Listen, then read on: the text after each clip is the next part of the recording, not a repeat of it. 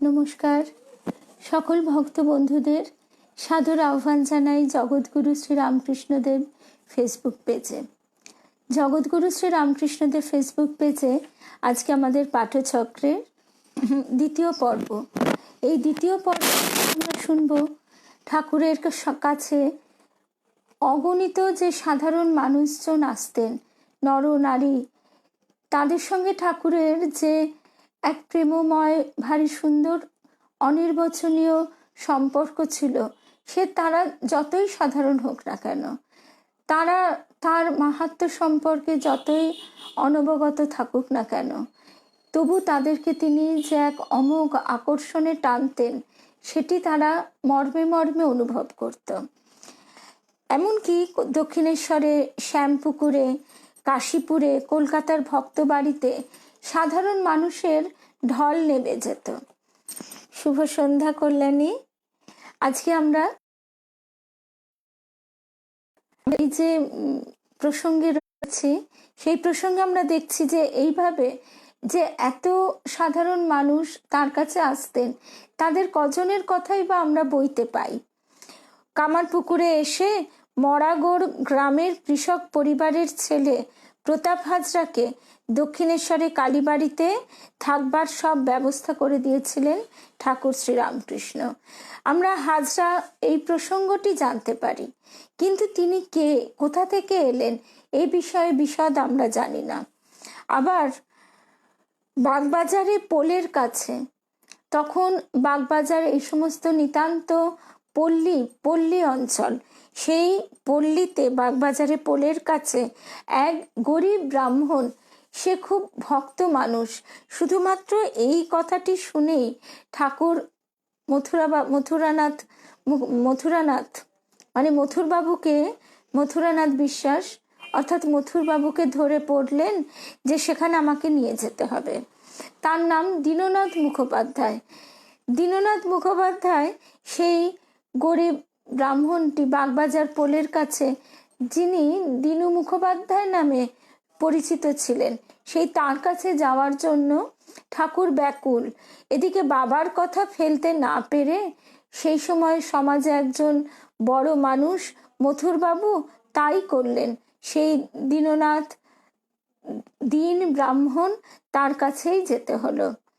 তারপরে এইভাবে আমরা দেখছি যে তিনি যেখানে ঠাকুরকে, ঈশ্বরকে ডাকছে, ঈশ্বরের প্রতি যার এতটুকু ভক্তি, বিশ্বাস, ভালোবাসা জন্মেছে, যার কাছেই তিনি এই খবর পাচ্ছেন, তার কাছেই ছুটে যাচ্ছেন। তো এইভাবে তার কাছে যে কত সাধারণ মেয়েরাও আসতো, সে খবরও কিন্তু আমাদের কাছে খুব একটা নেই। তবু আজকে আমরা শুভ সন্ধ্যা রুমাদি, সংযুক্তা, রুদ্রাক্ষ, শুভ সন্ধ্যা। তো তবু আজকে আমরা যতটুকু বইতে পাই ততটুকুই শুনব। বন্দিতা ভট্টাচার্য, লেডি ব্রেবোর্ন কলেজের অধ্যাপিকা, শতরূপে সারদা গ্রন্থটিতেও এর প্রবন্ধ পাওয়া যায়। তো তিনি লিখছেন, স্বল্প পরিচিত নারী ভক্তদের মননে শ্রীরামকৃষ্ণ। আর সেই সময় মেয়েদের লেখাপড়া শেখার প্রচলন শুরু হচ্ছে, সবে স্ফুটনোন্মুখ। তো সেই সময় তার কাছে মেয়েরা এসে যে কথাগুলি শুনছে, সেগুলি লিখে রাখবে, সে আশা আমরা করতে পারি না। তিনি শ্রীমকে সঙ্গে করে নিয়েই এসেছেন ভবিষ্যতে জগৎকে তার কথা শোনাবার জন্য। কিন্তু তবু এরই মধ্যে একেবারে ঠাকুরের মুখের ভাষায়, মৌখিক ভাষায় বলা কিছু কথা বা কিছু সামান্য হয়েও যে অসামান্য ভাবের আদান প্রদান, আজকে আমরা তাই দেখতে পাবো। সেই আলোতেই আজকে আমরা ঠাকুরের অনুধ্যান করছি। নিবন্ধকার লিখছেন, ফুল ফুটলে ভ্রমর আপনিই আসে। শ্রীরামকৃষ্ণের আকর্ষণে সমাজের উচ্চ স্তর থেকে নিম্ন স্তর পর্যন্ত সর্বস্তরের মানুষ তার কাছে এসেছেন, থেকেছেন, তার দিব্য লীলা দর্শন করে মুগ্ধ হয়েছেন। তার ত্যাগী পার্ষদ, শিষ্যমণ্ডলী ও গুণগ্রাহীদের স্মরণে মননে শ্রীরামকৃষ্ণের ঈশ্বরময় জীবনের যে রূপ ফুটে উঠেছে তা যেমনই বিস্ময়কর তেমনই অভূতপূর্ব। তারা শ্রী রামকৃষ্ণ মধুতে অমৃতের আস্বাদ লাভ করে ভাবে মাতোয়ারা, কিন্তু যারা অতি সাধারণ মানুষ, সংসারের খেটে খাওয়া মানুষ, সমাজের তথাকথিত নিম্ন স্তরের মানুষ, বা সংসারের যারা ঘর সংসার করছে, সেই ঘর সংসারের কাজের মূল্য আজও কি আমরা সেইভাবে পাই না, তার তখন তো কথাই নেই। তো সেই রকম সাধারণ নারী ভক্তরা তার কাছে যে আসছে, বা এমনকি তার কাছে এমন মানুষও আসছে যারা সমাজের চোখে পতিতা, তাদের না আছে শিক্ষা দীক্ষা, না আছে আভিজাত্য, আর না আছে পুঁথি পড়া বিশেষ কোনো বিদ্যা। তো তারা শ্রী রামকৃষ্ণের সান্নিধ্যে পূর্ণ ব্রহ্ম নারায়ণ তার অবতার লীলায় তারা কিভাবে তাকে পাচ্ছে সেই কথা আমাদের বিস্মিত করে এবং আগ্রহ জন্মায় যে তাদের আলোতে আমরা ঠাকুরকে দেখব। তিনি যে স্বয়ং ঈশ্বর সে কথা তাদের মনে কিন্তু যে সবসময় সেইভাবে আসছে তা নয়।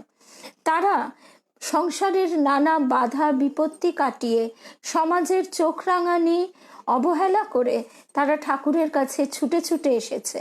কিন্তু কেন, কিসের আকর্ষণে? সেই অমোঘ আকর্ষণটি হচ্ছে নিতান্ত ভালোবাসার আকর্ষণ। ঠাকুর বলছেন, কৃপা বাতাস তো বয়েই চলেছে, যে পাল তুলে দেবে সেই কৃপা বাতাসের সুমধুর স্পর্শ অনুভব করবে।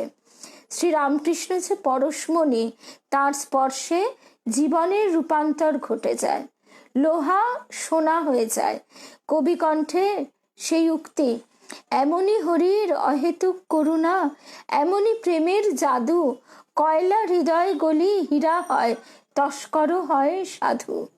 স্বল্প পরিচিত কিছু নারী ভক্তের মননে ঠাকুরের যে মহিমা ও যে রূপ ফুটে উঠেছে তা আজকে আমরা শুনব। কয়েকজন নারী ভক্ত যারা হয়তো সাধারণভাবে সমাজের চোখে দোষী, সমাজের চোখে ঘৃণ্য, উপেক্ষিত, পতিত, ঠাকুরের স্পর্শে তাদের অবস্থার উত্তরণ ঘটেছে। তার করুণা এবং কৃপায় তারা উজ্জীবিত হয়েছেন। ঠাকুর কথামৃতে বলছেন যে তোমাদের শুধু ওই এক কথা, পাপী পাপী পাপী পাপী বলতে বলতে তো পাপীই হয়ে যাবে। তা ঠাকুর সেই পাপ ও পঙ্ক থেকে তাদেরকে কিভাবে তুলে ধরছেন, তাদের মনে অন্তরে কিভাবে সেই উদ্দীপনার বীজ রোপণ করে দিচ্ছেন, কিভাবে নিশানা দেখাচ্ছেন আধ্যাত্ম পথের। শ্রী রামকৃষ্ণের পথ তো নিবন্ধকার বলছেন অন্ধকার থেকে আলোকে যাওয়ার পথ। আমরা বলছি উপনিষদের মন্ত্র, অসতো মা সদ্গময় তমসো মা জ্যোতির্গময় মৃত্যুর মা অমৃতঙ্গময়, অর্থাৎ অন্ধকার থেকে আলোকে নিয়ে চলো, মৃত্যু থেকে অমৃতে নিয়ে চলো, আমাকে অজ্ঞান থেকে জ্ঞানে নিয়ে চলো। তা সেই যাওয়ার পথই হচ্ছে, সেই সেতুটি হচ্ছে শ্রী রামকৃষ্ণ। আমরা যখন আকুল হয়ে প্রার্থনা করছি তখনই তো অবতারের আগমন হচ্ছে এবং অবতার সেই সেতুটি আমাদের যুক্ত করে দিচ্ছেন, জীবলোক থেকে শিবলোকে যাওয়ার সেতু। আচণ্ডালে প্রেমকে প্রবাহিত করছেন শ্রীরামকৃষ্ণ।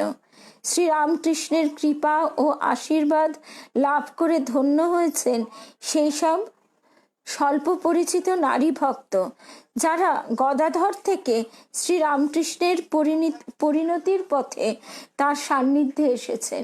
সেই ছোট্ট গদাই থেকে তিনি পাগলা বামুন শ্রীরামকৃষ্ণ হয়েছেন। পাগলা বামুন বলে লোকে যেমন একদিকে তাকে হাসি ঠাট্টা ব্যঙ্গ বিদ্রুপ করছে, তেমনি কলকাতার তাবড়ো তাবড়ো বিদগ্ধ মানুষেরা তার ভাবে কথায় মন্ত্রমুগ্ধ হয়ে যাচ্ছে যে কেশব সেনের বক্তৃতা শুনতে স্বয়ং রানী ভিক্টোরিয়া আসতেন। সেই কুইন ভিক্টোরিয়া কাছে যে কেশব সেনের বক্তৃতার এত মূল্য, সেই কেশব সেন ঠাকুরের শ্রীচরণতলে বসে চুপ হয়ে আছেন। তা এইসব নারীরা শ্রী রামকৃষ্ণের কাছে এসেছিলেন তাদের শ্রদ্ধা সম্মান প্রণামের ডালা সাজিয়ে। তাদের কাছে শ্রী রামকৃষ্ণ ছিলেন পরম প্রেমময় পুরুষ, যে প্রেম তারা সমাজে, সংসারে, জগতে যারা পাননি, যে প্রেমের জন্য তাদের প্রাণ আকুলি বিকুলি করেছে, সেই প্রেম দিয়েছেন শ্রীরামকৃষ্ণ, অনির্বচনীয় সেই প্রেম। তাই নারী ভক্তরা শ্রী রামকৃষ্ণ পাদপীঠে এসে বলছেন, অনন্ত কৃপার এক বিন্দু করো দান, ত্রিতাপ জ্বালার সব হবে অবসান। অনন্ত কৃপার এক বিন্দু করো দান, ত্রিতাপ জ্বালার সব হবে অবসান। রমণী নামে এক নারী পতিতাকে রমণী নামে এক নারী পতিতাতে পরিণত হয়েছিলেন পদস্খলনের জন্য। এই কারণে তার মনে ছিল, তাই তো তার আমাদের প্রেমের ঠাকুর, প্রাণের ঠাকুর, এবং তার কত রঙ্গ, যিনি সকল কাজের কাজই, মোরা তারই কাজের সঙ্গী। তার নানান রঙের রঙ্গ, মোরা তারই রসের রঙ্গী। তার রসে যে একবার মজেছে, সে আর জাগতিক রসে মজতে চায় না। যে একবার মিছরির শরবত খেয়েছে, তার কি আর চিটে গুড়ের শরবত ভাল লাগবে? তা সেই রমণী, তিনি পতিতাতে পরিণত হয়েছিলেন পদস্খলনের জন্য। তার কারণ, সেই সময় মেয়েদের চূড়ান্ত অবহেলা, চূড়ান্ত অপমান, শিক্ষা দীক্ষা তো দূরের কথা, তাদের উঠতে বসতে অপমান। তাদের সমাজ হয় দেখছে ভোগ্য বস্তু, নয় ঘৃণ্য বস্তু। এর বাইরে তাদের না আছে সম্মান, না আছে তাদের আদর ভালোবাসা। সেই জায়গা থেকে ঠাকুর তাদের আলো দেখালেন, সেই জায়গা থেকে ঠাকুর তাদের প্রেমে পরিপূর্ণ করে দিলেন হৃদয়। তিনি ছিলেন নিঃসন্তান, সন্তানহীনতা, অপমান ইত্যাদি, তারপরে অল্প বয়সে বিধবা, এই সমস্ত নানান কারণে তখন যে পদস্খলন, সেই পদস্খলনকে সমাজ যতই হেয় চোখে দেখুক, ঠাকুর কিন্তু তাদের একেবারে কোলে তুলে নিয়েছেন। মা বলছেন, ঠাকুর কি শুধু রসগোল্লা খেতে এসেছিলেন? একদিন ঠাকুর শ্রী রামকৃষ্ণ মা ভবতারিণীর মন্দির থেকে বাইরে এসে চিন্তামগ্ন হয়ে মন্দির প্রাঙ্গণ দিয়ে এগিয়ে চলেছেন। কে যেন বাবা বাবা বলে তার দিকে ছুটে আসছেন। ঠাকুর তাকিয়ে দেখেন আর অবাক বিস্ময়ে স্তব্ধ হয়ে যান। এই শালঙ্কারা রমণীর মুখ তো কিছুক্ষণ আগে মন্দিরের চিন্ময়ী মূর্তির পিছনে ঠাকুর দেখেছিলেন। সঙ্গে সঙ্গে ঠাকুর বলতে শুরু করেন, মা যে কখন কোন রূপে দেখা দেন কে জানে। এইমাত্র যে কাঁচা মুখখানি দেখে এলুম গো, আর সেই মুখ এখন আমার সামনে। রমণী ঠাকুরকে প্রণাম করতে গেলে ঠাকুর বাধা দিয়ে বলেন, ওগো, তুমি যে আমার মা। এইবার ঠাকুরের মুখে মাতৃ সম্বোধন শুনে রমণীর দুই চোখ থেকে নেমে এলো অবিরাম জলের ধারা। তার হৃদয় মথিত হলো, তার হৃদয় গলে গেল। আমরা জানি রাম অবতারে তিনি অহল্যাকে উদ্ধার করেছিলেন, পাষাণী অহল্যাকে জীবন দান করেছিলেন। তা এই কলিযুগে শ্রী রামকৃষ্ণ অবতারে তিনি যে এমন কত পাষাণ হৃদয়কে বিগলিত করেছেন প্রেমের ধারায়, তার কটি খবর আমাদের কাছে আছে। রমণী কৃতকৃতার্থা ঠাকুরের মাতৃ সম্বোধনে তার জীবন জুড়িয়ে গেল। এরপর থেকে রমণীর ঘন ঘন যাতায়াত শুরু হলো ঠাকুর ও মায়ের কাছে। মাও কম যান না, তিনি বলছেন, তুমি যে আমার শাশুড়ি গো, তোমার প্রণাম নেব কি করে মা? রমণীর আনিত ভোজ্য দ্রব্য গ্রহণে ঠাকুরের কোনো দ্বিধা নেই। রমণী যে পতিতা, যার ছোঁয়া একটা ব্রাহ্মণ সে খাবে না, অথচ তার ভিতরে চূড়ান্ত আসক্তি, তার ভিতরে হয়তো চরম লালসা, সে আবার বাইরে একটা ভেগ ধরে আছে, সে আবার ছোবে না। কিন্তু ঠাকুর, তার কাছে কে মন্দ আর কে ভালো, কে পাপী আর কে পুণ্যবান, কে ভালো আর কে মন্দ। তিনি সেই পতিতা সমাজ যাকে বলছে তার আনিত ভোজ্য দ্রব্য গ্রহণে এতটুকু দ্বিধান্বিত নন, অথচ অন্য অনেকের আনা ভোজ্য দ্রব্য ঠাকুর গলাধ্যকরণ করতে পারতেন না। রমণী যে ঠাকুরের কাছে মাতৃত্বের মর্যাদা পেয়েছেন, আর ঠাকুর রমণীর মধ্যে বাৎসল্য ভাবের সঞ্চার করে দিয়েছেন। যে বাৎসল্য ভাব আমাদের পরম পাওয়া, যে বাৎসল্য ভাব শুধুমাত্র দেহজাত সন্তানের প্রতি নয়, জগতের প্রতি, সেই পরম বাৎসল্য ভাব তিনি সেই নারীর ভিতরে সঞ্চারিত করে দিলেন। আর তিনিও কাকে গ্রহণ করছেন? পরম প্রেমময় শ্রী রামকৃষ্ণকে। তার কাছে তিনি মা ডাক শুনছেন, তাকে পরম ব্রহ্মনারায়ণ, পূর্ণ ব্রহ্মনারায়ণ মা বলে ডাকছে। বরানগর পল্লীর এক ব্রাহ্মণ পরিবারের বিধবা নারী ঠাকুরের কাছে প্রায়ই যাওয়া আসা করতেন। অতি দরিদ্র, 10 জনের সাহায্যে তার সংসার চলে। দুঃখিনীর একটি মাত্র পুত্র, সেও কিনা নিরুদ্দেশ। দারিদ্র, পুত্রহারা মায়ের শোক, সমস্ত কিছু মিলিয়ে বিধবা নারীর জীবন দুর্বিষহ। অশান্ত চিত্ত নিয়ে ঠাকুরের কাছে তিনি উপস্থিত হলেন। যদি ঠাকুর তার জ্বলন্ত হৃদয়কে শান্ত করতে পারেন। পতিত পাবন দয়াল ঠাকুর, তার হৃদয় বিগলিত হলো বিধবার দুঃখে। ঠাকুর মায়ের শরণাপন্ন হলেন। ঠাকুর মায়ের শরণাপন্ন হলেন, কারণ এক্ষেত্রে মাই পারেন সমস্ত দুঃখ যন্ত্রণা মুছিয়ে দিতে। মা রূপে শ্রী রামকৃষ্ণই তাকে কৃপা করলেন। মাকে তিনি বললেন, তুমি ওকে একটু দয়া করো। আহা, ও বড় দুঃখী। সেই মায়া শক্তিতে কি অপূর্ব ভাব! যিনি ব্রহ্ম তারই মায়া শক্তি আমাদের শ্রী শ্রী মা। সেই মায়া শক্তি মহামায়ার কাছে পূর্ণ ব্রহ্ম নারায়ণ মিনতি করছেন, তুমি ওকে একটু দয়া করো। আহা, ও বড় দুঃখী। ঠাকুরের নির্দেশ মতো মা তাকে কৃপা করলেন। আর বিধবা নারীটি ঠাকুরকে পেয়ে যেন হারানিধি ফিরে পেলেন। আর ঠাকুরের কৃপায় তার শোক তাপ সব নির্বাপিত হলো। আমরা গীতায় পড়ি, কার জন্যে কে শোক করছে?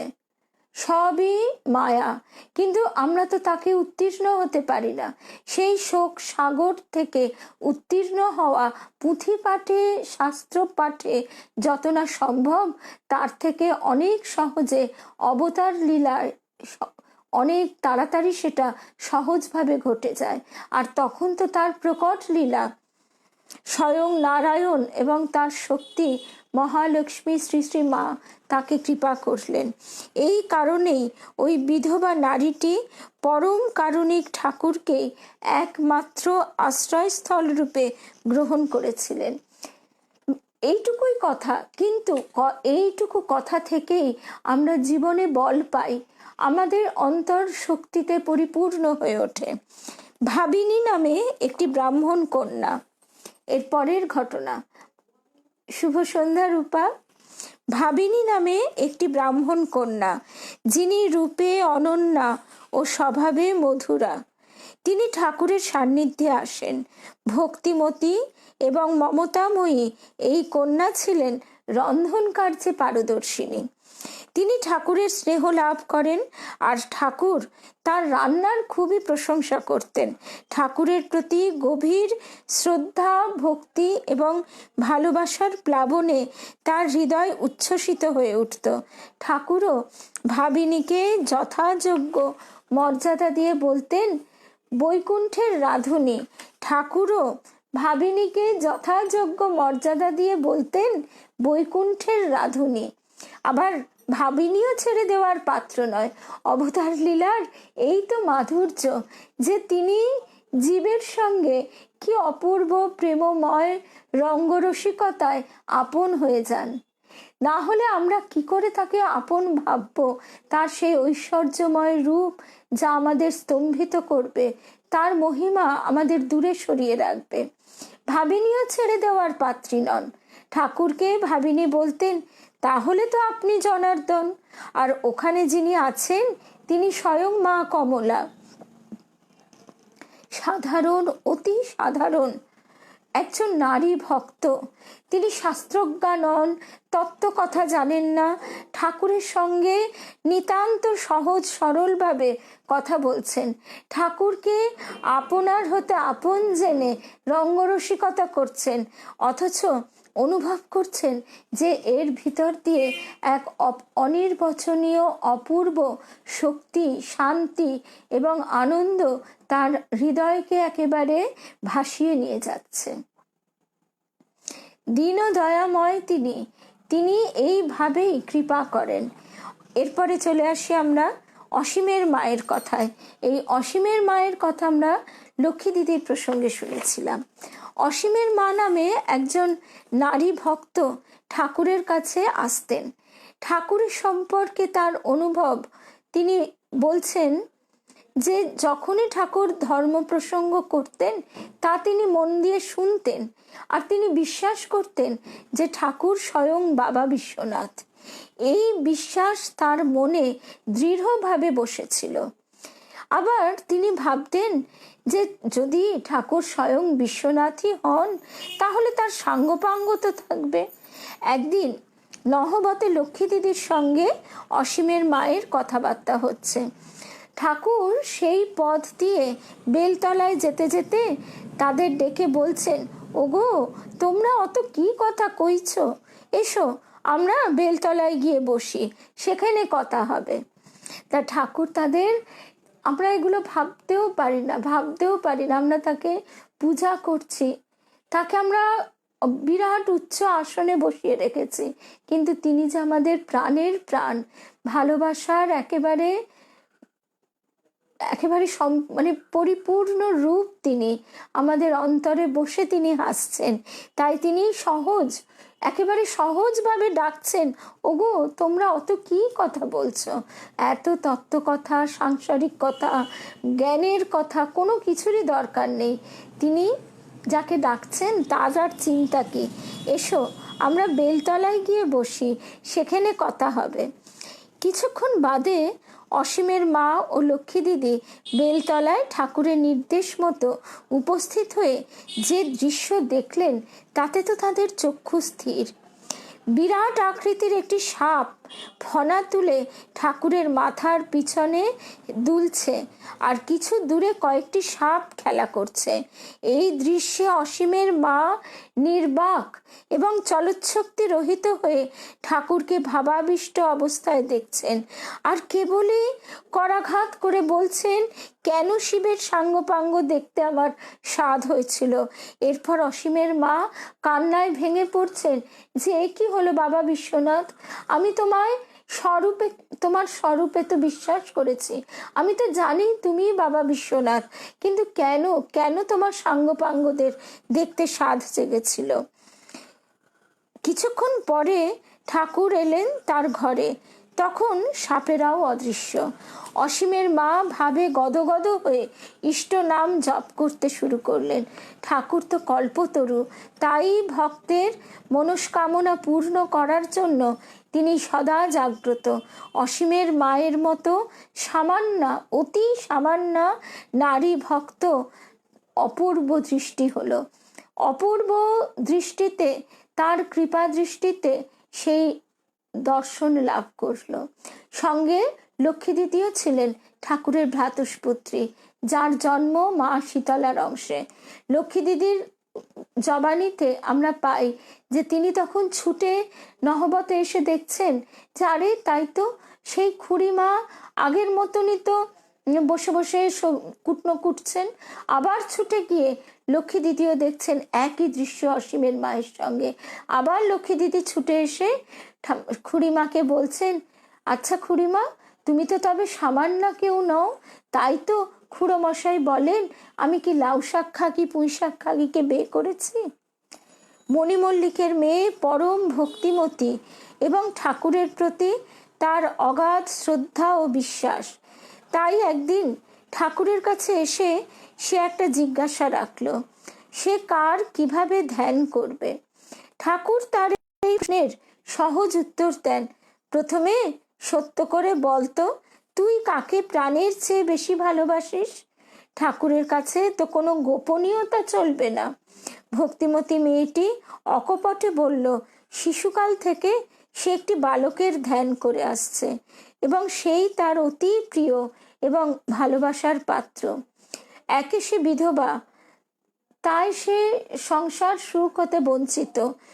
আর ঠাকুরের কাছে সে অকপটে যেই মুহূর্তে বলল, ঠাকুর একথা শোনার পর বললেন, শিশুর করিও ধ্যান সাধ পূর্ণ হবে। মণিমল্লিকের মেয়ের আর কোনো সংশয় বা দ্বিধা রইল না ঠাকুরের এই কথায়, কারণ ঠাকুর যে তার চলার পথের এবং আধ্যাত্মিক পথের যথার্থ সন্ধান দিয়েছেন, আর এটি সম্ভব হয়েছে ঠাকুরের প্রতি অকপটতায়, ভক্তি, শ্রদ্ধা ও বিশ্বাসের জন্য।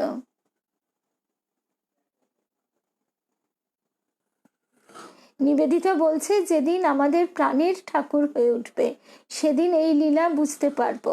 তা তিনি তো আমাদের প্রাণেরই ঠাকুর। আমরা কোনোদিন ভাবতে পারি যে আমরা কোনো, এই যে এত দেবতার পূজা করেছি এতকাল, তা কোনো দেবতার গলা জড়িয়ে ধরবো কোনোদিন ভাবতে পারি? বা তার গলা ধরে ঝুলে পড়বো কোনোদিন ভেবেছি? কিন্তু আমরা ঠাকুরের ক্ষেত্রে ভাবতে পারি, তাকে আমরা পরম বন্ধুরূপে ভাবতে পারি। সংসারের মধ্যে যখন আমরা সংসারের কলহ, কুকথা, অকথায় ব্যথিত হৃদয়ে চোখ দিয়ে জল পড়ে, তখন আমরা কার কাছে ছুটে যাই? ঠাকুর মায়ের কাছেই তো। তাদের যদি আমরা প্রাণের জন না ভাবতাম তাহলে কি বলতে পারতাম? কখনো বলতে পারতাম না। সেখানে আমাদের একটা সমীহের দূরত্ব থেকে যেত। নারী জাতির প্রতি শ্রীরামকৃষ্ণের অন্তর দয়া, মমতা ও মাতৃভাবে পূর্ণ ছিল।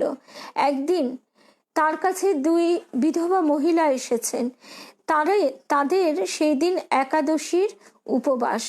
একাদশীর উপবাস তখন এমনই কঠোর ছিল যে মুখের থুতু পর্যন্ত তাদের গেলবার নিয়ম ছিল না।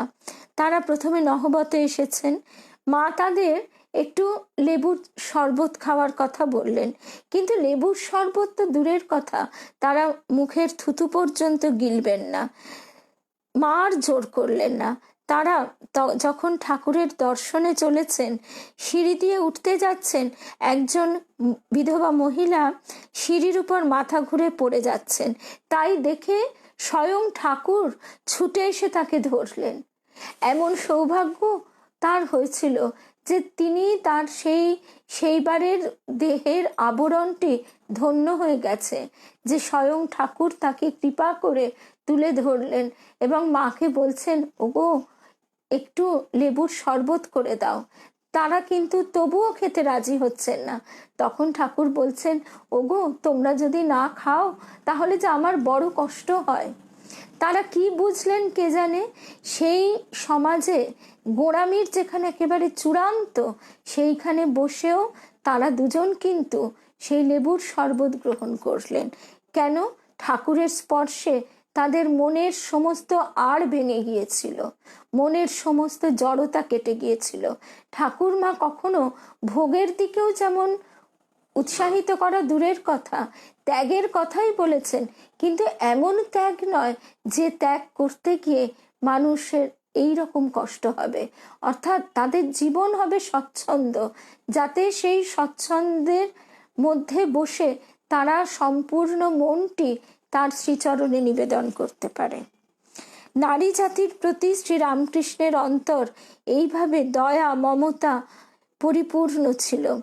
মা কালী তাকে বুঝিয়ে দিয়েছেন যে প্রত্যেক নারী তারই প্রতিমূর্তি, সুতরাং প্রত্যেক নারী তার কাছে মা, প্রণম্যা। বৃন্দার মা নামে এক ব্রাহ্মণ মেয়ের বহুদিনের বাসনা ঠাকুরকে অন্ন ব্যঞ্জন রান্না করে খাওয়ায়। এই বৃন্দে ঝিয়ের কথা আমরা জানি। সেই কথামৃতের প্রথমেই আছে, বৃন্দেঝির কথা। বৃন্দেঝি তার কথাও কিন্তু আমরা বিশেষ আর কিছু জানতে পারি না।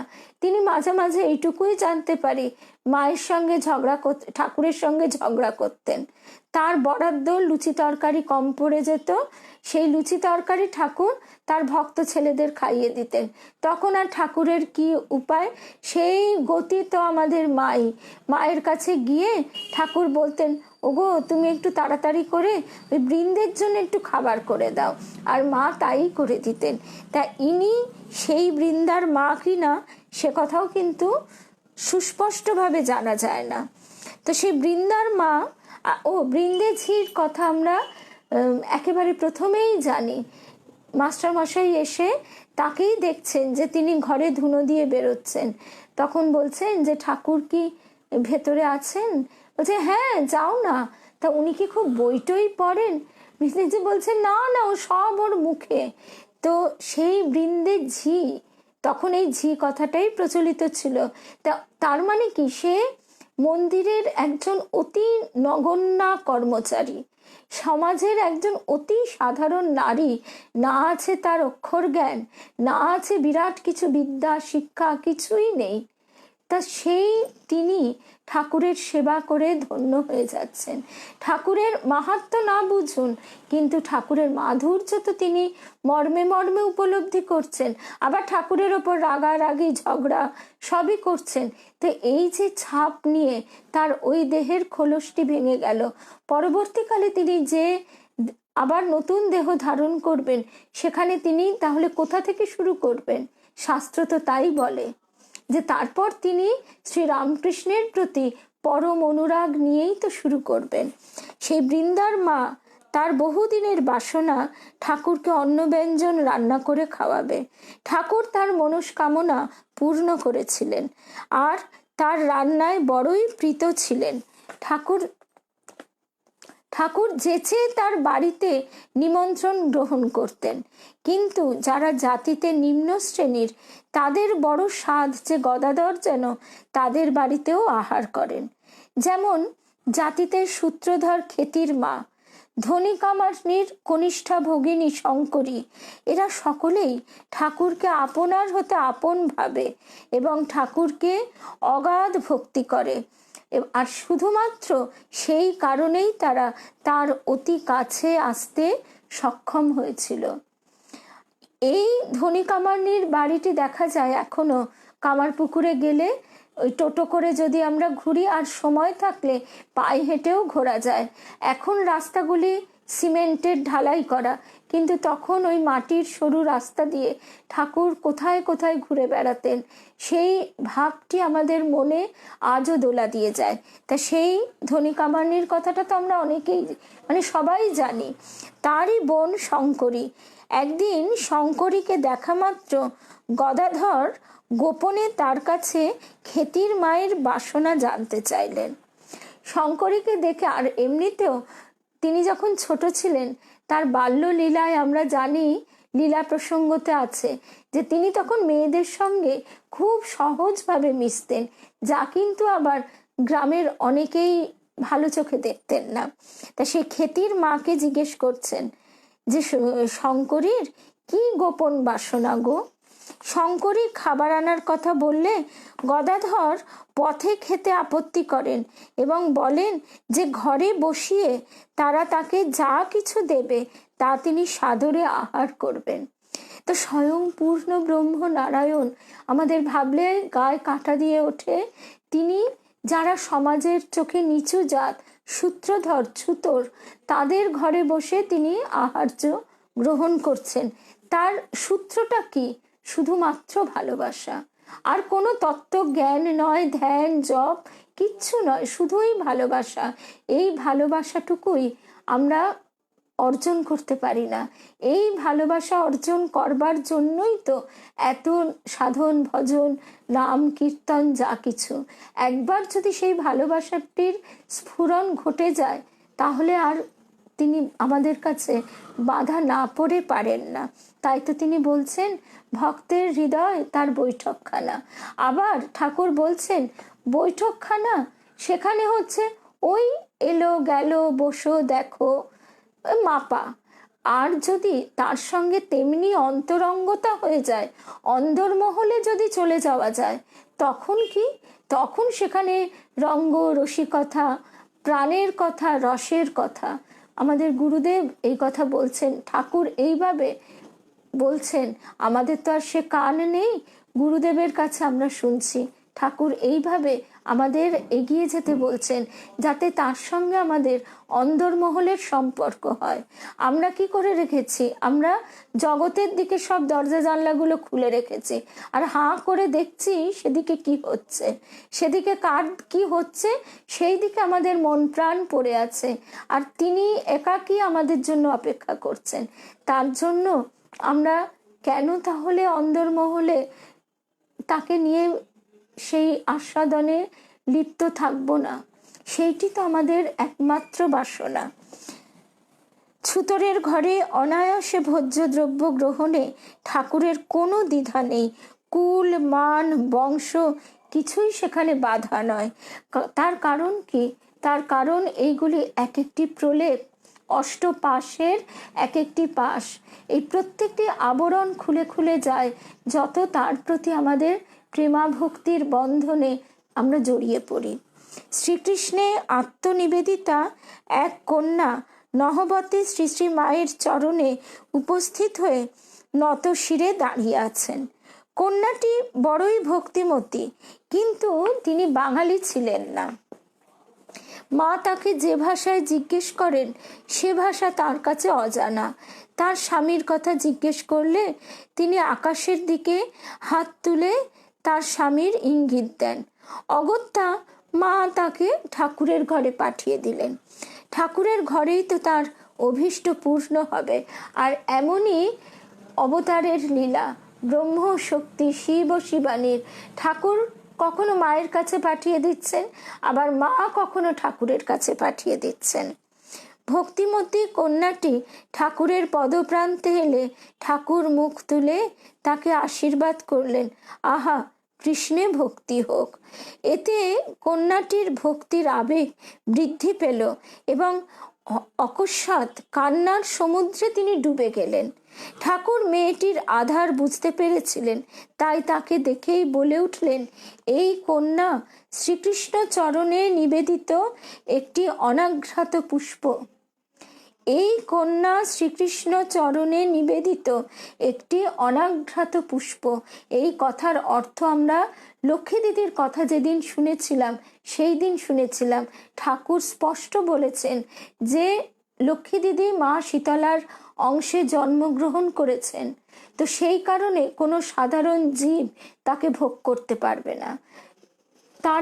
তার পিতা তার বিবাহ স্থির করে রেখে গেছিলেন, কিন্তু তার তখন যেরকম নিয়ম ছিল সেই ছোট বয়সে বিবাহ হয় এবং বিবাহের পরেই তার স্বামী নিরুদ্দেশ হয়ে যান। পরবর্তী সময় যেরকম 12 বছর পরে বিধবা বৈধব্য গ্রহণ করতে হয়, ধরেই নিতে হয় স্বামী নিরুদ্দেশ মানে স্বামী নেই। ঠাকুর কিন্তু আগেই বলেছিলেন যে ও বিধবা হবে, তারপরে বলেছিলেন ও বিধবা হলেই ভালো হয়, তারপরে এই অমূল্য কথাটি বলেছিলেন যে ওর মা শীতলার অংশে জন্ম, সেই জন্য কোনো সাধারণ জীব ওকে ভোগ করতে পারবে না। কন্যাটি ঠাকুরের কাছে প্রত্যক্ষভাবে দীক্ষিতা শিষ্যা নন, কিন্তু ঠাকুর তাকে নারী জাতির আদর্শ রূপে উদ্ভাসিত করেছেন। এখন এদের কথা কতটুকুই বা আমরা বইতে পড়তে পাই, এমন কত কথা কালের অতলে তলিয়ে গেছে। আমরা এখন শুনছি বন্দিতা ভট্টাচার্য, বন্দিতা ভট্টাচার্য লেডি ব্রেবন কলেজের অধ্যাপিকা, শ্রী রামকৃষ্ণ স্মরণিকা, গোলপার্ক থেকে প্রকাশিত এই বইটি থেকে তার যে নিবন্ধ, সেই নিবন্ধ থেকে। রানী রাসমণির বাড়ির পুরনো দাসী ভগবতীর চরিত্র প্রথম জীবনে নিষ্কলঙ্ক ছিল না। পরে সে অনেক তীর্থ দর্শন ও সাধু সেবা করে অন্য মানুষে রূপান্তরিত হয়। ঠাকুরের সম্মুখে তার আসার সাহস নেই, কিন্তু দূর থেকে সে ঠাকুরের কথামৃত উপদেশ শুনে তার মনের জ্বালা জুড়ত। একদিন ঘটে গেল এক অঘটন। ভগবতী দাসী দক্ষিণেশ্বরে ঠাকুরের পা ছুঁয়ে প্রণাম করল। ঠাকুর তার স্পর্শে জ্বালা অনুভব করলেন আর বললেন, ও কি করলি, ও কি করলি। দূর থেকে তাকে প্রণাম করার নির্দেশ দিলেন। তার আগে ঠাকুর, এখানে অত কথার উল্লেখ নেই, ভগবতী দাসী ঠাকুরের সঙ্গে আলাপ করছেন। ঠাকুরও তার সঙ্গে নিতান্ত বন্ধুর মতো আলাপ করছেন যে, কিরে এখন ধর্মকর্ম করছিস তো? ভগবতী দাসী বলছেন, আগে হ্যাঁ, আপনার দয়ায় আমি ওই কি ঘাট বাঁধিয়ে দিয়েছি, সেখানে না মন্দির করে তাতে টাকা দিয়েছি, সেখানে আবার নাম লেখা আছে। ঠাকুর বলছেন, বলিস কি রে? তাই এই যে ঠাকুরের প্রশ্রয়, ঠাকুরের আদর ভালোবাসা পেয়ে সেই ভগবতী দাসী আরো উদ্দীপ্ত হচ্ছে, উৎসাহিত হচ্ছে। কিন্তু তখন তিনি হিতাহিত জ্ঞান শূন্য হয়ে স্থানকাল পাত্র বিবেচনা না করে ঠাকুরের পদস্পর্শ করতে ঠাকুর কিন্তু বৃশ্চিক দংশনের মতো জ্বলে উঠেছিল তার পা। কিন্তু সে ঠাকুরকে স্পর্শ করে উদ্ধার হয়ে গিয়েছিল। তার সেই জন্মের যত পাপ সব যে ধুয়ে মুছে সাফ হয়ে গেছিল, সে কথা আমরা অনুভব করতে পারি। হৃদয়ের মা ঠাকুরকে যথার্থ চিনেছিলেন। তিনি ঠাকুরের শ্রীচরণে ফুল ও চন্দন দিয়ে পুজো করতেন। সম্পর্কে ঠাকুরের পিস্তুত বড় দিদি হলেও হৃদয়ের মা ঠাকুরকে ভগবানের মতো শ্রদ্ধা ভক্তি করতেন আর ঠাকুর তাকে সম্মান করতেন। একদিন ঠাকুর বলেছিলেন, দেখো, এর ভিতর যিনি আছেন তিনি বলছেন তুমি কাশীতে গিয়ে দেহত্যাগ করবে। তার জীবনে ঠাকুরের এই কথা সত্য হয়েছিল। আর আমরা এও শুনেছি ঠাকুরের সেই অপূর্ব দর্শন যে কাশীতে দেহত্যাগ মানেই তার মুক্তি হয়ে যাচ্ছে। তারক ব্রহ্ম নাম স্বয়ং কানে পৌঁছে দিচ্ছেন। সেই ঘটনাটা এই মুহূর্তে একটু যদি এদিক ওদিক হয়ে যায় তাই আর উল্লেখ করতে পারছি না। তিনি দেখছেন যে ভগবতী কৃপা করছেন, যেখানে মানে সেই কাশীতে যারই দেহত্যাগ হচ্ছে তাকেই। ঠাকুর যে সত্যনিষ্ঠ ভক্ত মনমোহনের মা শ্যামাসুন্দরী দেবী মনে প্রাণে বিশ্বাস করতেন যে ঠাকুরই স্বয়ং ভগবান। মনমোহনের কন্যা মানিকপ্রভা একবার কঠিন ব্যাধিতে আক্রান্ত হলে মনমোহন তা ঠাকুরকে জানাতে ইতস্তত করায় শ্যামাসুন্দরী দৃঢ়তার সঙ্গে বলেন, যিনি স্বয়ং ভগবান তার কাছে প্রার্থনা জানাবে তাতেও দ্বিধা? শ্যামাসুন্দরীর জীবন ছিল শ্রীরামকৃষ্ণময়। আবার শ্যামাসুন্দরীর পুত্র মনমোহনকে ডেকে বলছেন, বাবা, আজ তুমি যাবে না? এই তো তার কাছে পরীক্ষা দেওয়ার সময়। তুমি চিন্তা না করে তার কাছে যাও আর তার কাছে মানিকপ্রভার জন্য আশীর্বাদ ভিক্ষা করো ও পঞ্চবটি থেকে কিছু মাটি চেয়ে এনো। তা কে বলছে? তার পুত্র বলছে। মনমোহনের কথা আমরা কথামৃতে পাই। মনমোহন মিত্র কন্যগড়ের ভক্ত। মায়ের কথায় অনুপ্রাণিত হয়ে পুত্র চললেন দক্ষিণেশ্বরে অগতির গতি শ্রীরামকৃষ্ণের কাছে। মনমোহন সেখানে গিয়ে দেখলেন ঠাকুর সমাধিস্থ। বৈরাগ্যের প্রাবল্যে তার আর জাগতিক কোনো বিষয়ে হুঁশ নেই। কি করে তিনি এই অবস্থায় ঠাকুরের কাছে কন্যার প্রসঙ্গ উত্থাপন করবেন?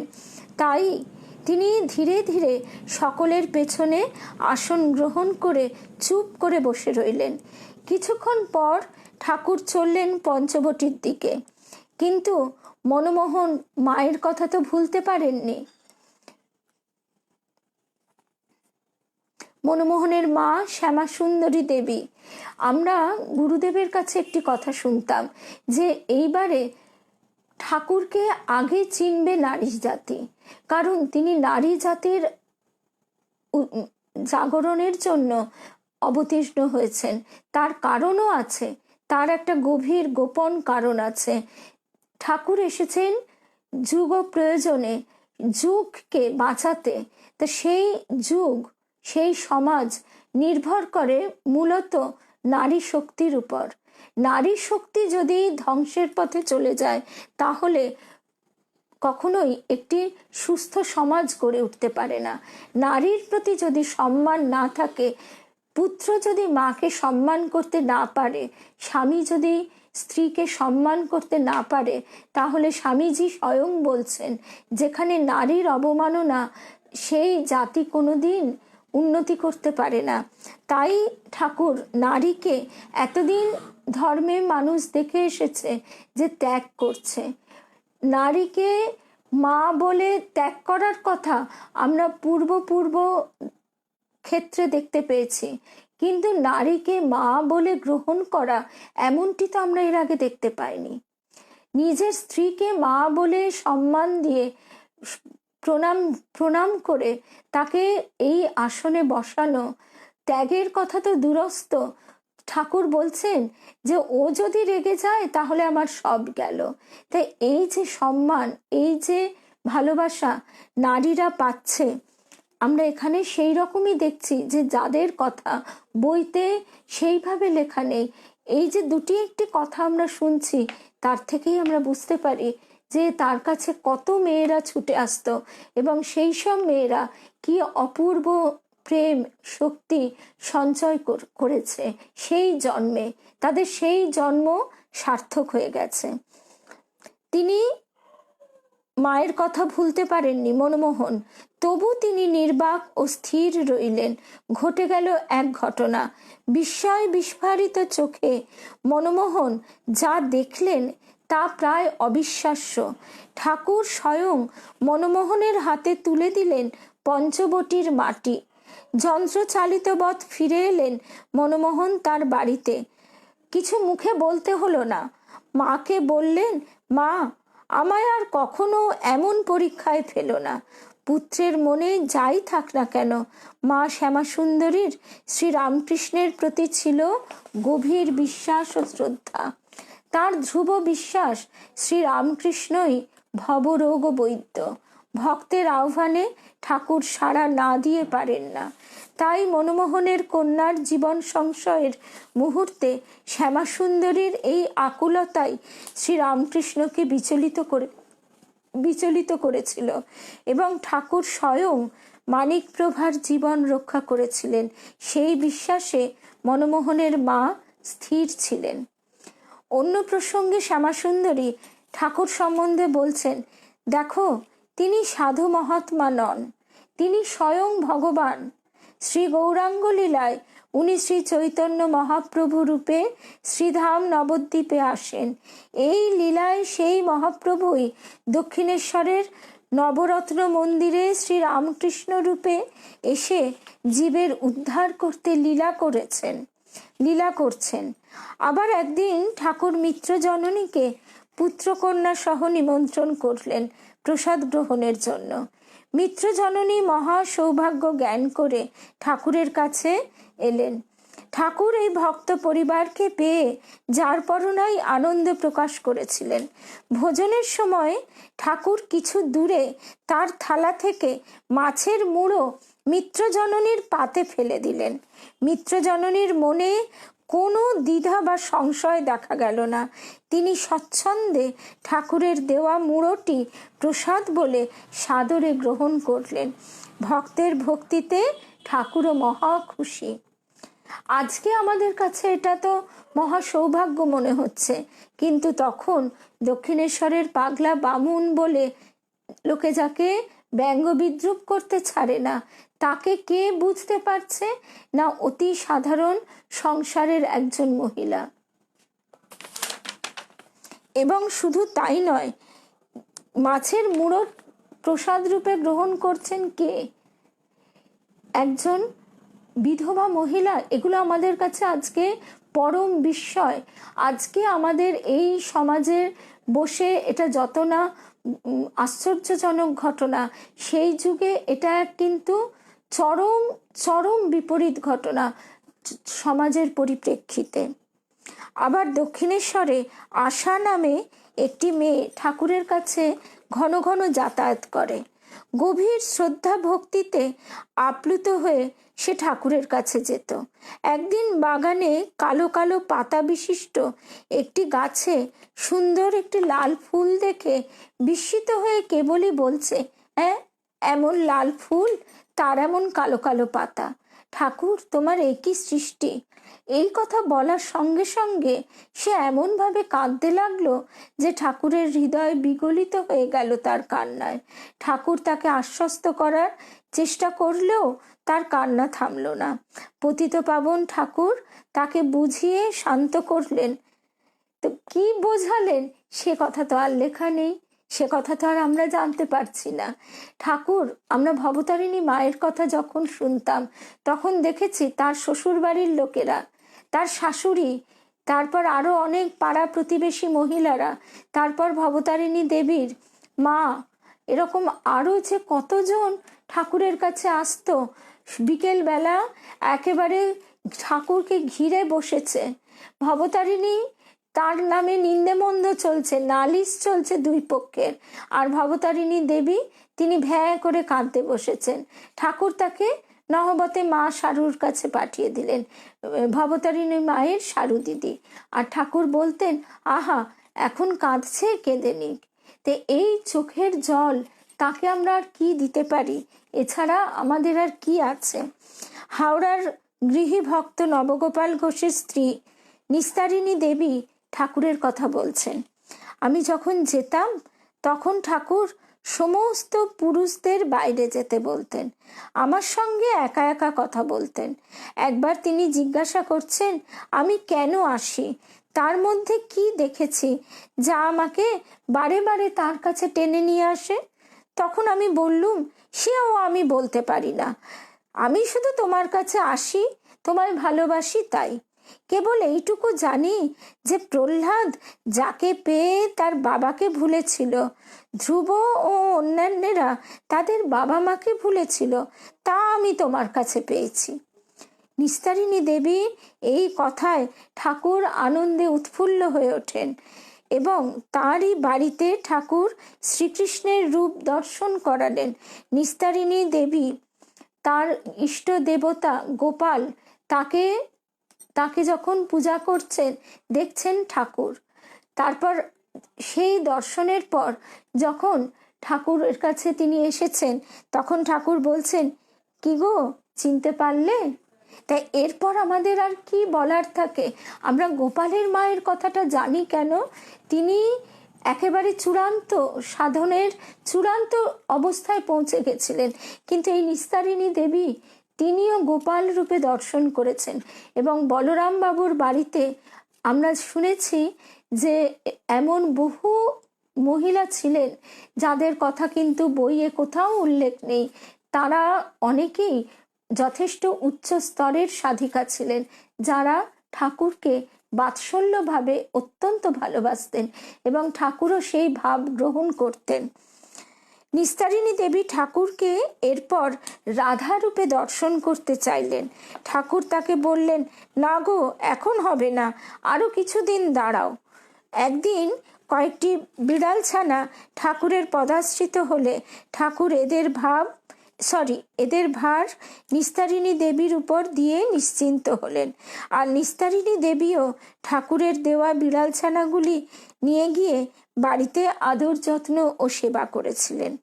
নিস্তারিণী দেবীর প্রথম সন্তান ভূমিষ্ঠ হবার পূর্বেই তিনি সংকল্প করেছিলেন শ্রীরামকৃষ্ণের সেবায় তার সন্তানটি উৎসর্গ করবেন। আজকে যদিও বা কোনো মা এটা ভাবতে পারে, তখন সেই যুগে কলকাতায় রানী রাসমণির বাগানের পাগলা বামুন কি করে তার সেবায় নিজের সন্তানকে দান করবার কথা একজন সংসারের মাঝখানে বসে একেবারে সংসারী মানুষ ভাবতে পেরেছিল? তার কৃপা ব্যতীত এইভাবেই তিনি নারীর ভিতরে তার ভাব প্রবেশ করিয়ে দিয়েছেন। এই সব মানুষগুলো তো সেই খোলস ভেঙে আবার নতুন খোলসে ঢুকে গেছে। তা সেইভাবেই আমাদের চিন্তা করতে হবে যে তাকে কিন্তু অগণিত নারী পুরুষ দর্শন করেছিল, তারা কিন্তু আজও এই আমাদেরই মতো আশেপাশে ঘুরে বেড়াচ্ছে, তাদের ভিতরে আমরাও কি নেই? আমাদেরও তো মনে হয় সে কথা। হয়তোবা আছি, হয়তোবা ছিলাম। সন্তানের জন্মের কয়েক সপ্তাহের মধ্যেই নিস্তারিণী দেবী চাদর জড়ানো পুত্রটিকে নিয়ে শ্রীরামকৃষ্ণের কাছে উপস্থিত হন। গিয়ে দেখেন ঘরের মধ্যে ঠাকুর একা ভাবাবস্থায় আছেন। নিস্তারিণী দেবীকে লক্ষ্য করে ঠাকুর বলছেন, ওগো, আমার জন্য কি এনেছো? সঙ্গে সঙ্গে নিস্তারিণী দেবীর উত্তর, আপনাকে দেবার জন্য এই জিনিসটি এনেছি। কথা বলে ঠাকুরের পায়ের কাছে ওই চাদর জড়ানো পুত্রটিকে রাখলেন নিস্তারিণী দেবী। অমূল্য জিনিসটি দেখে ঠাকুর উল্লসিত হয়ে উঠলেন। বাহ, কি সুন্দর ছেলেটি, তুমি এটি আমাকে দিচ্ছ? বেশ বেশ বেশ। পর মুহূর্তে ঠাকুর বলে উঠলেন, দেখো, সাবধানে রাখবে, এটি আমারই রইল, সময় হলেই আমি একে ফিরিয়ে নেব। তাই এই রকম মা কজন হতে পারে? এমনিতেই আমরা জানি ত্যাগী সন্তানকে গর্ভে ধারণ করা অতি অতি পুণ্যের ফল, তার অশেষ কৃপার ফল। পরবর্তীকালে পুত্রটি যখন রামকৃষ্ণ সংঘে যোগদান করেছিলেন তখন ঠাকুর মর্তলোকে ছিলেন না, কিন্তু পুত্রের জননী সবচেয়ে বেশি খুশি হয়েছিলেন। দক্ষিণেশ্বরের কালীবাড়ির পরিচারিকা বৃন্দে 8 বছর ধরে ঠাকুর ও মায়ের সেবা করে আসছে।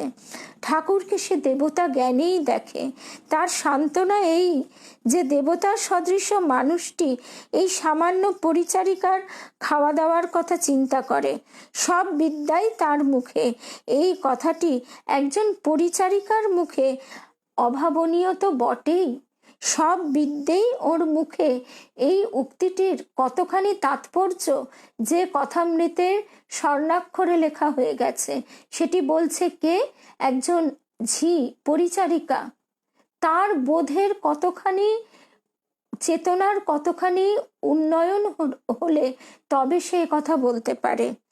দক্ষিণেশ্বরের মন্দির ফটকের কাছে যে মোল্লাপাড়া ছিল, সেখানকার জাহেদা বিবি, রাকেয়া বিবি, এরা ছিল ঠাকুরের অত্যন্ত ভালোবাসার কন্যা, আশীর্বাদ ও স্নেহধন্যা।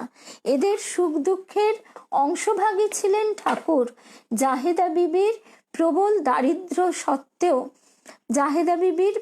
দারিদ্রতা সত্ত্বেও সে একটি অনাথ বালককে লালন পালন করেছিল। ঠাকুর জাহেদা বিবির প্রতি অত্যন্ত স্নেহ পরবশ ছিলেন। আরেক ভক্ত নারীর প্রসঙ্গ আমরা লীলা প্রসঙ্গে পাই। ভক্তিমতী মহিলাটি বলছেন, আরো খানিকটা বাকি রয়ে গেল, 10টা বাজে, এখনো আমাদের আরো 4 পাতা বাকি আছে। তাহলে আমরা এই প্রসঙ্গটা শুনেই আজকে শেষ করব। এই প্রসঙ্গটা শুনে শেষ করব। আগামী দিনে আমরা এই প্রসঙ্গটা শেষ করার পর খানিকটা ভবতারিণী মায়ের কথা শুনব, যে ভবতারিণী মায়ের সঙ্গে ঠাকুরের যে অন্তরঙ্গতার ছবিটি তিনি আমাদের শোনাচ্ছেন, অপূর্ব সে ছবি, সেইটি আমরা আগামী সপ্তাহে শুনব। আর বাকি অংশটা তাহলে আমরা আজকে শেষ প্রসঙ্গে চলে আসি।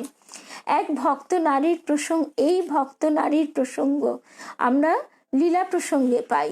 ভক্তিমতী মহিলাটি বলছেন, ঠাকুরকে আমাদের পুরুষ বলিয়া অনেক সময় মনে হইতো না, যোগিন মা তিনি, মনে হইতো যেন আমাদেরই একজন।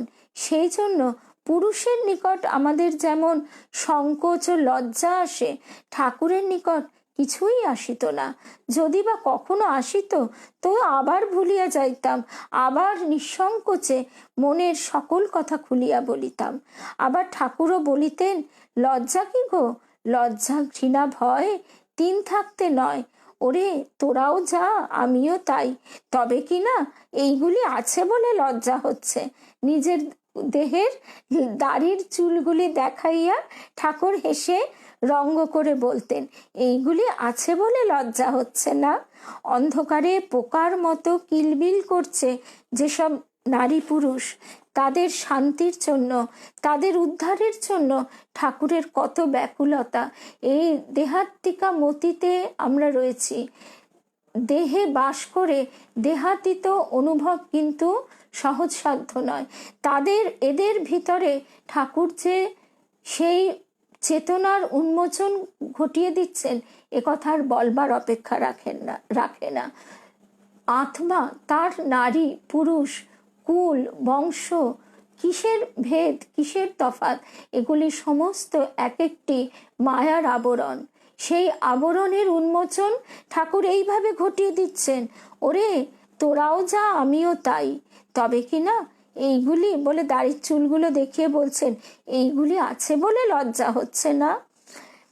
দগ্ধ বিভ্রান্ত মানুষকে আশ্রয় দেওয়ার জন্য তিনি কত ব্যাকুল। তাই এইসব মেয়েরা প্রতি সপ্তাহে একবার করে আসবেই। নতুন নতুন এখানে আসা যাওয়াটা বেশি রাখতে হয়।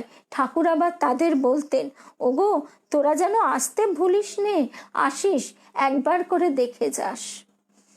তো এই হলো আজকে আমাদের কথা, ঠাকুরের কথা আমরা শুনলাম এদের কাছে।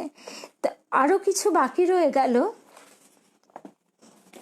ভুবন মোহিনী ধাত্রী, ভামিনীর মা, আন্দি, এরকম আরো অনেকজনের কথা। তারপর বিনোদিনী, তার কথাও আছে। আরো বহু বারাঙ্গনা, মোক্ষদামণি, ভূষণ কুমারী, রায়কিশোরী, লক্ষ্মীবাই, তারপরে পদ্মা দেবী, এদের কথাগুলি আমরা আজকে আর শুনতে পারলাম না, কারণ 10টা বেজেই গেছে।